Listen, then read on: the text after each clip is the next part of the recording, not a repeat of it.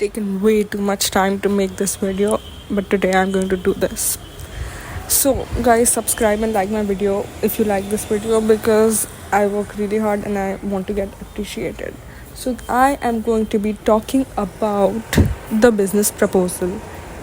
So, this is a K drama. So, some things are obvious, like it's going to be excessively cute and give you diabetes because it is extremely sweet. It is going to have a wonderful casting. It is just going to be like the most wholesome thing you have ever seen in your life.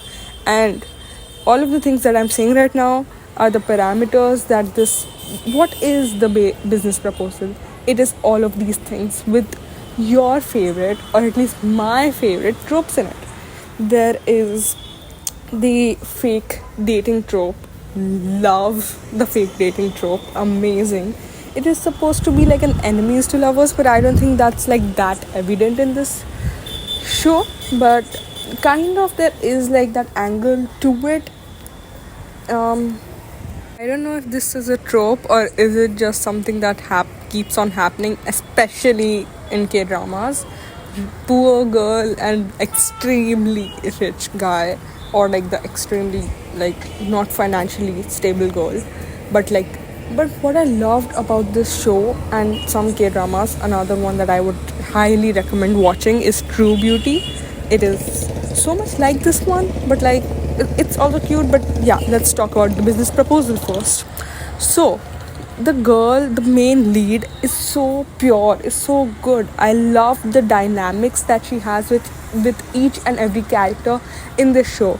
It's not like those American TV shows where the person will do like the utmost bad things in the world and will just apologize, will just have like a tiny breakdown and get into Stanford. No, that's not gonna happen in shows like these.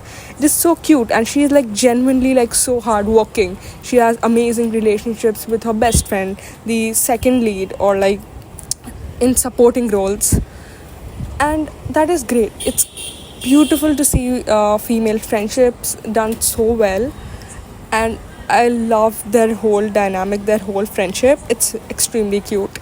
I love the banter that the main characters have with each other when they did. And can we just take a moment to talk about how excessively cute the couple is, the lead couple is? Like, the second one is the supporting couple is also really cute, but like that whole Archaeotrix or that dinosaur thing, and like like those little things that we see, like when he does come for her, even when it's raining and he has whole, I mean, she because she knows that it's raining and he has some traumatic experiences. I guess that's a spoiler, but and then those little things that he does, like when her shoe falls off and then he's just like, wear the shoe, like kind of a thing. It's like so cute, like really cute. And then the not like those jealous scenes, but like your mind kind of a thing, but like not being in like that possessive, controlling way, but like in a cute kind way. Love, absolutely love it. Then what I've seen is that whenever somebody has to write like a show and they have to make the lead character, they'll just give each and everything to that person that anybody would ever dream of, like being kind or arrogant at. So it's like very easy. It's like you have to be arrogant and have this pride because of your money or how much hard you have worked, or you just don't care about it, like. And then you become like the most sweet, kind person, and you already are handsome and maybe good at sports or music or something. Like, there is always that. In this show you'll see each and every character growing. It's not that they are very tortured or the character arc is too much. It's not like that, but this is what this show is. It's a fun, likable show with likable characters and a very sweet, cute plotline. It doesn't have too many twists, or you won't be like rooting for the characters or see like plot twists in it, but you will surely love that show, and I can promise that because it's cute, it's funny, it's really fun to watch. And why not watch something wholesome? Like, you can definitely do that. It's not important that it has to have something with a deeper meaning to make a show good. That's not true in this show. And I think at this point, I think any K drama, if you watch those, any K drama at this point, is that there is this beautiful dynamics. There is a lot that we get to know about Korean culture, and it's not like straight out of it's not like very straight or very understandable like at one glimpse, but you still get to know a lot about their lifestyle, like how their food is, or like how there is like this hot plate kind of a thing on their table, that or that they sit down, that there is wooden infrastructure, or like inside their houses because it's so very cold there, the type of clothing that they wear, or like even relationship within. Because as an Asian myself, I think that one thing that separates us from Western culture is how much we value our family. If I hope that does not offend anybody, but like not really like value our family, but the relationship between our family is so strong, and the respect that we have for each other because we live with each other and we understand from them. Like, there are so many family businesses as well which come from Asia because of our tradition. I thought that part was a 10 on 10.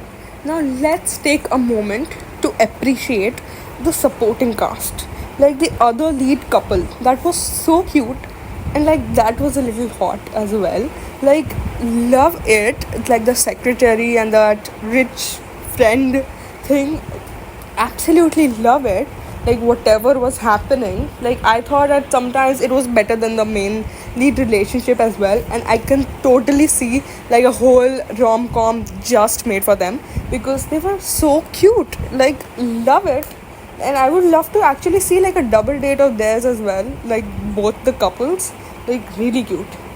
One thing is that I don't know why, but that Shin Hari and Shin Gumi thing, I mean, just because of makeup and some streaks, you cannot identify a person who works for your company, or like who is your girlfriend, like your fake dating girlfriend. Like, that's a little far fetched, but that was cute as well. And I totally think that she rocked the look.